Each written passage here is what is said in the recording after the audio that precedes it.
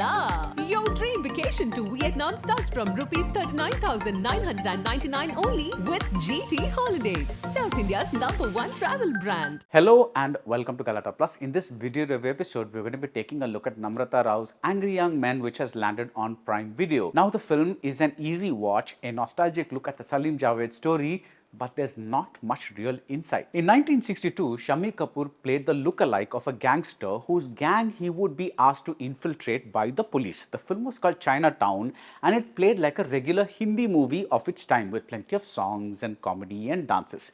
Only Salim Khan and Javed Akhtar can tell if they were inspired by Chinatown to write Dawn, but despite the similarity of the switcheroo double role plot, the two films couldn't be more different. Dawn is a far tougher beast with far better lines, far less sentimentality. The point here isn't that Salim Javed may have crafted one of their biggest hits from the DNA of an older movie.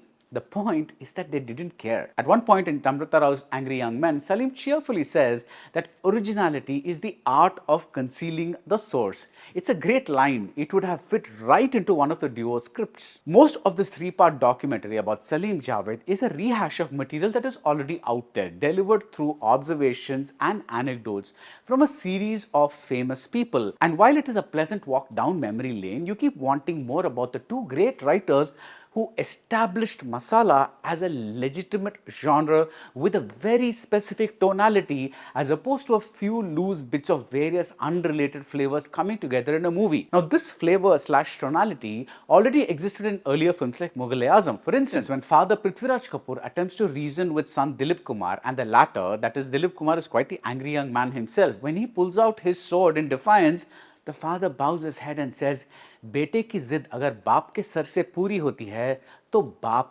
हाजिर है. The characters, the situations, the emotions, the dialogue, the build up to this single line, everything was larger than life. But how did this tonality, this flavor creep into a film like Diwar, set in a more realistic world that depicted Bombay from the docks to the high-rises? More questions when Ramesh Sippy bought the rights to the Shivaji Ganesan hit Tangapadakam, which is about an upright police officer who kills his wayward son.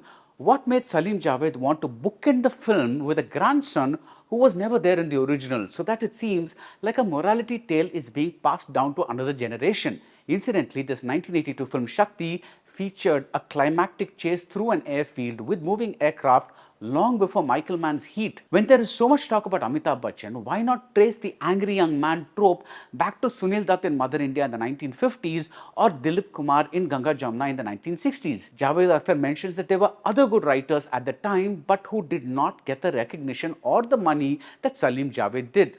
Who among his contemporaries did he consider good writers? Here are some more questions. Why is there zero mention of Salim Javed's work in Kannada cinema, which includes the Rajkumar starring reincarnation drama Raja Nanna Raja? This film is interesting for many reasons. One, craft-wise, it is interesting to know how Salim Javed wrote for a language they didn't know.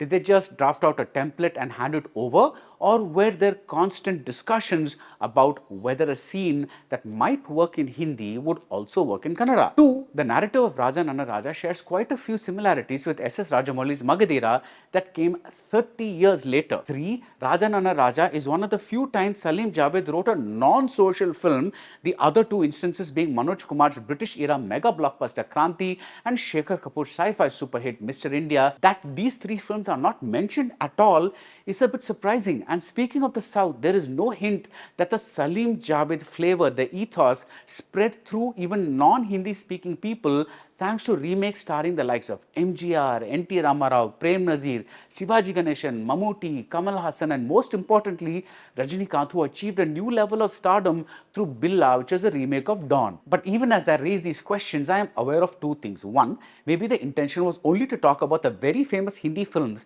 in an anecdotal way with nostalgic nods to lines like Kitne Aadmi The. And two, maybe they just wanted an intro-level course, so to speak, to the vast subject of Salim Javed. So we get scraps of an origin story. We learn that Salim Khan's first bouts of writing were the love letters he wrote for his friends. We learn that Javed Akhtar wanted to assist either Gurudutt or Raj Kapoor and then become a director himself. We get a brief snapshot of how Salim and Javed came together, both professionally and personally.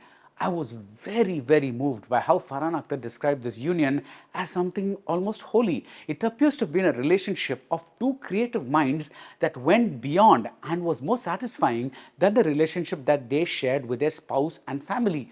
Farhan appears almost jealous that this hasn't happened with him, or maybe, as Arbaz Khan says, it's the fact that the families never got their true share of either Salim or Javed until the duo split up. Very few of the stars or big names in this documentary say something really insightful. We get comments from Amir Khan, Hrithik Roshan, Zoya Akhtar, Shabana Azmi, and Karan Johar, and many others. In fact, Karan Johar reduces all of the 1960s to a time Hindi cinema decides to take a holiday and makes it seem like the only thing on screen were the fluffy hill station romances. Why bring in Shweta and Abhishek Bachchan or Kareena Kapoor when they add so little?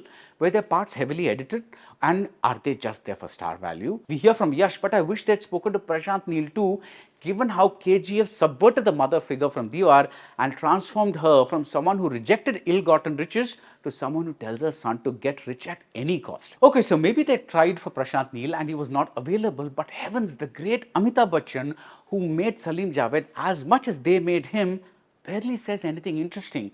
I wish they had just asked Amitabh and Farhan Akhtar and maybe just a couple of others to speak more in detail rather than asking a star-studded lineup to say one or two things. I mean, it's fun to know that Sriram Raghavan saw Sholay 26 times in theatres, but is that all the super connoisseur of older Hindi cinema has to say about Salim Javed? But it is lovely to hear from Shyam Benegal, a contemporary who existed on the other side of the commercial spectrum and who frankly says he envied them. He says that the 1970s needed a hero who would get things done, someone who would clean up the system on the behalf of the people. There's some interesting analysis about the centrality of the mother figure in Salim Javed's work, given that they both lost their mothers pretty early on. Anjum Rajabali makes a superb point that Salim Javed's women characters did not measure up to the men. Singling out Trishul, he says that Hema Malini is shown as a working woman at the top of her game, but after she meets one of the men, she is reduced to singing songs. Absolutely true, but I would argue mildly that considering earlier decades of Hindi cinema, it was refreshing to just see a woman in a workplace and not just as a secretary named Rosie or Susie, or a woman taking revenge like Zeenat Aman and Dawn. The best parts of Angry Young Men are the ones where they talk about their process, a lot of which seem inborn rather than inherited. At the beginning of episode 1, Salim is asked to wipe his sweaty forehead and his reply makes you smile. He says his taqdeer, his destiny, should not get wiped out. Javed gives a crash course on the art of narrating a film with rhythm. At another point, Javed says that they did not actively set out to write socio-political films and that it's a good thing that they were innocent about it, but because they were a part of the society and because they breathed the same air, the anger around them reflected in their writing. Javed speaks passionately about why Gabbar Singh became so popular, because we are all bound by morality, and here was the thrill of seeing a man with no moral code. Given Javed Akhtar's recent criticism of Animal, it would have been interesting to hear his reasoning for why one glorified psychotic anti-human works for him while the other doesn't. It's interesting to know that Salim usually came up with the storylines, Javed's strength was the dialogue, and then they both worked on the screenplay. This may explain why they did not fare so well after they split up, with the exception of Salim Khan's Falak and Naam and Javed Akhtar's Arjun and Dakat. We did not see flashes of the earlier fire. Episode 3 talks about the split, and it's easily the most memorable in that we get to hear things we haven't heard before. For most of the documentary series, Salim and Javed speak separately and they kept in different frames, never together. There's the hint that success went to their head and they started taking the audiences for granted. There is the hint that they could have been more diplomatic, less arrogant. The most affecting confession comes from Javed Akhtar that they did not realize the value of goodwill and that despite their big hits, there were no producers lining up at their door. Towards the end, we hear from modern day screenwriters about how writing for the screen is still such a struggle for money. It is in this context that Salim Javed are such stars because, as Amir Khan points out, they were the only screenwriters whose names were familiar to the audience.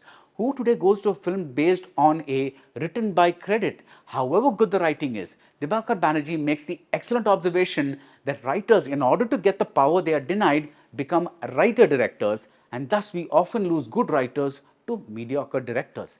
Angry Young Men could have used more such moments, but then again, it's probably hard to sell a film that dives so deeply into craft. So we get human moments like Shabana Azmi talking about her relationship with Javed's family, and we learn that Salman Khan taught Zoya Akhtar to ride a bicycle. The feeling persists that yes, all this is heartwarming and nice, but the full Salim Javed story is still out there somewhere. And that's it about Angry Young Men. If you like this video review, do subscribe to Galatta Plus and see you soon at the movies. Hola! Your dream vacation to Vietnam starts from rupees 39,999 only with GT Holidays, South India's #1 travel brand.